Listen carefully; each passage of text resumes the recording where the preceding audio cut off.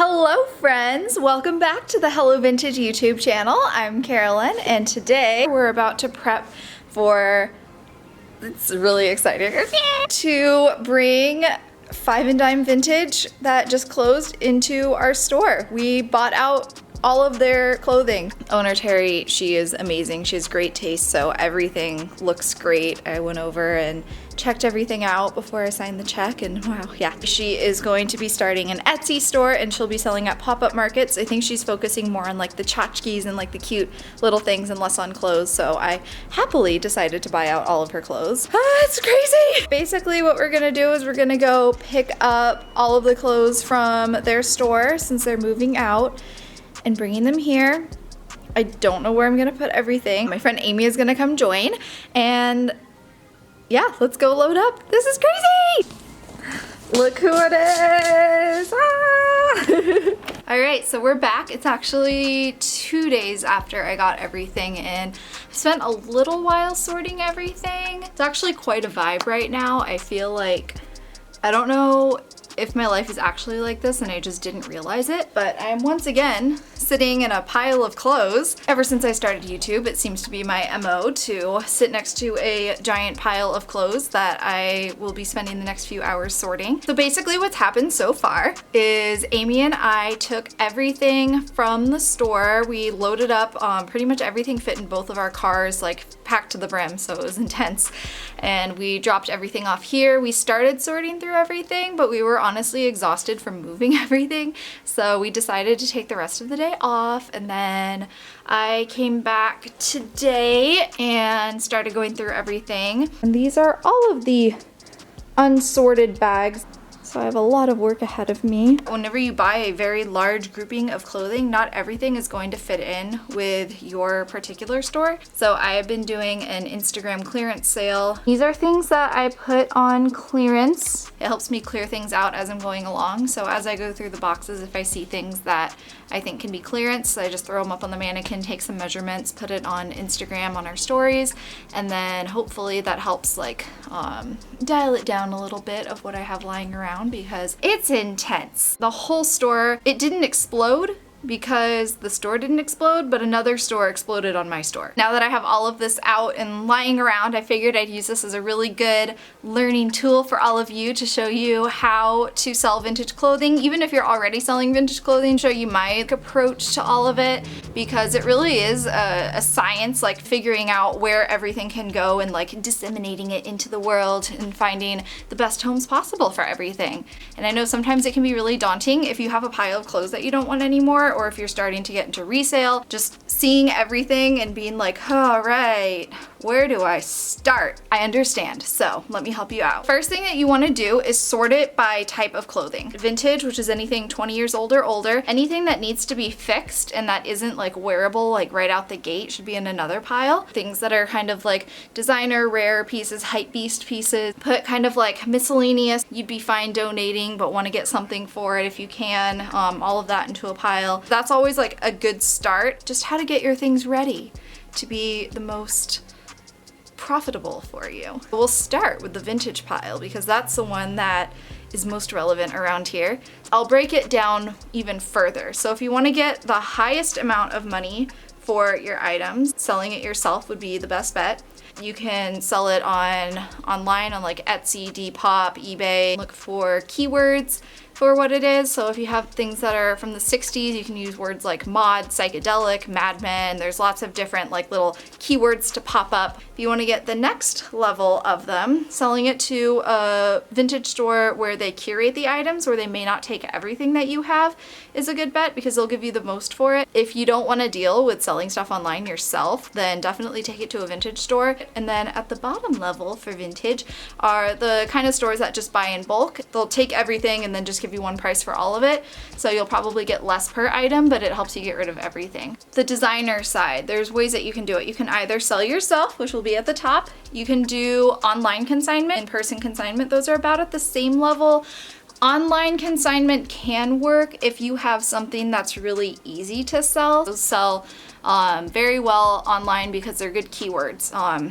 what you'll be learning through this whole lesson is that keywords are the most important. Something that might sell better in-person consignment are things that need to be tried on and are better appreciated in person. So that would be like your classic pieces, things that may have a label but aren't like super hypey. You could sell on websites like Poshmark, on Depop, eBay. I know it takes more effort than just taking it to a consignment store, but if you price them competitively, they can sell very quickly. I guess at the lowest one, I would do websites like ThreadUp where they give you a pretty low amount for something, but if you're trying to clear it out, then it can be a quick way to sell stuff. Also, like buy, sell, trade places that you can take things. I would say this is more for like your next pile over of like your general don't want it, but you can use it for designer things. Places like Wasteland and Crossroads, they take things that are a little higher end and give you more for it, but they're definitely not going to give you as much as if you are able to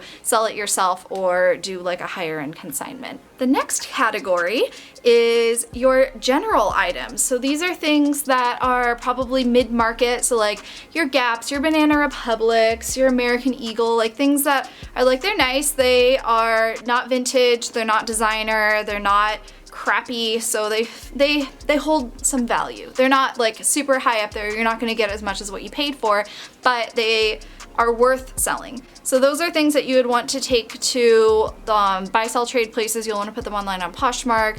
You can sell them on like Facebook Marketplace or Craigslist, depending on how comfortable you are and how safe your area is, because for some people Craigslist is scary, which is understandable. For some people, you don't want to put all of your for sale things on Facebook, so doing like a Poshmark or a Depop or taking them to places like Buffalo Exchange or Traders or something like that, those are really good options for your mid-market stuff. Take things that were from your vintage pile that didn't do that well at a vintage store, didn't do well on Etsy or Depop or whatever you did with your vintage stuff.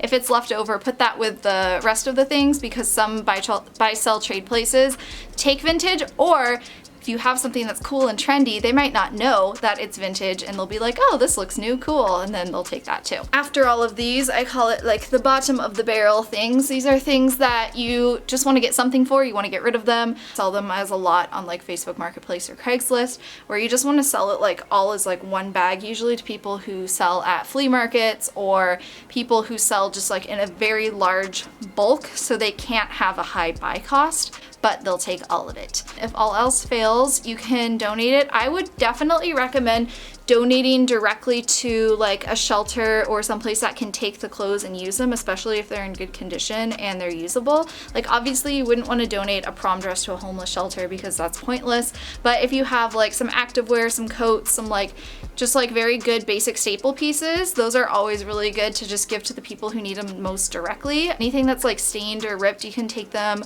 to like textile recycling or a rag house or something like that. That way they can be reused because they're probably not going to be reworn. Give them a new life and still be good to the earth. The whole thing that we're avoiding right now is throwing things into the landfill. So we want to find everything we can do.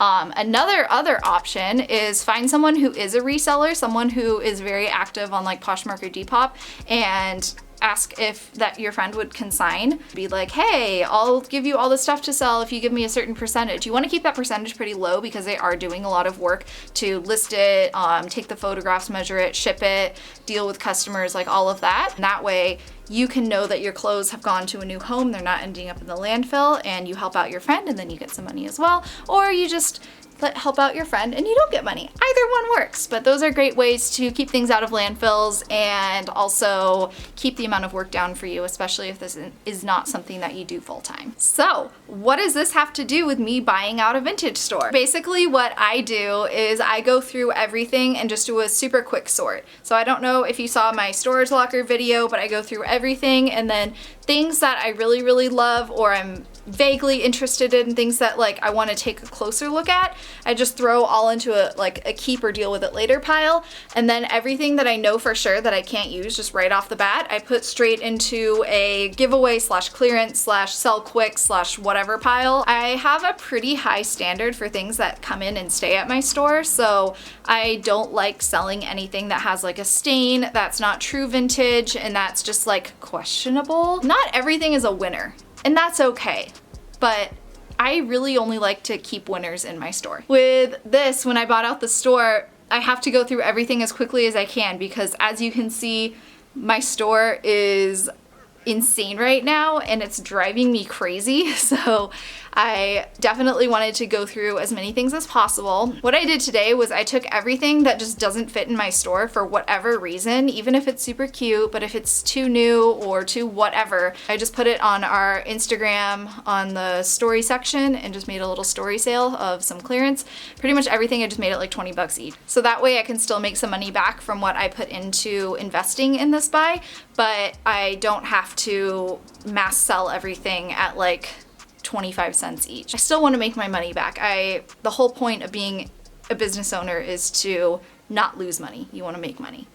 And I know that vintage clothing is not the most lucrative industry in the world, but it's really fun and I want to be able to keep doing it. So before I go, I just wanted to make sure to acknowledge that while this is a really, really exciting thing for me, it's super bittersweet. Buying out a store is a little weird where it's like, I don't know how excited I'm allowed to be, but I just really wanted to acknowledge that I'm not just like, I'm buying out, like, whatever, like, I'm an evil corporation or whatever. Like, it was a very, very human interaction and she did choose who she let buy it because I know she wanted it all to go to a good home and I have done business with her before, so I know she's a really cool person. Also really weird that like that's just something I did on a Tuesday. I just like bought out someone's store. What is my life? It's like your dreams come true, but also like when it finally does come true, you really have to take a moment to appreciate and acknowledge where you're at, because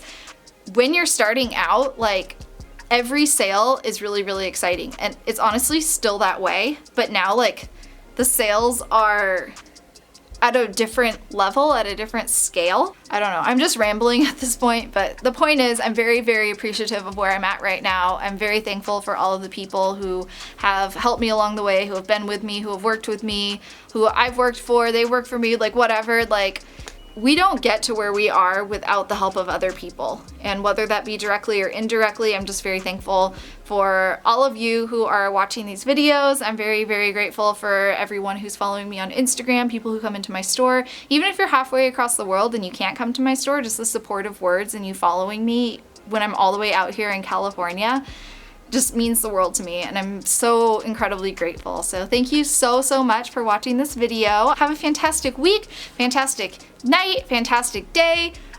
It's not midnight right now, but it is like 10 p.m. So take that as you will. So shout out to Brat Queen for always commenting on my YouTube videos. I appreciate you. You're awesome. Goodbye.